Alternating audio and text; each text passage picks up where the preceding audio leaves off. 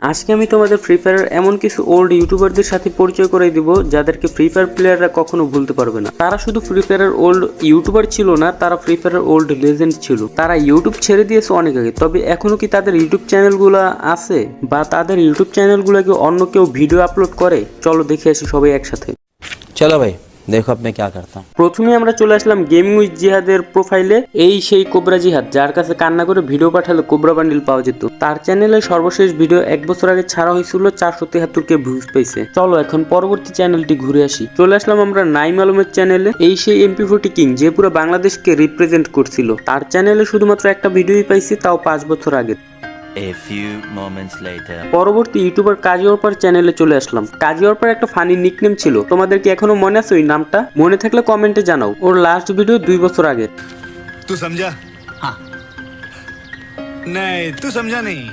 এরপরে চলে আসলাম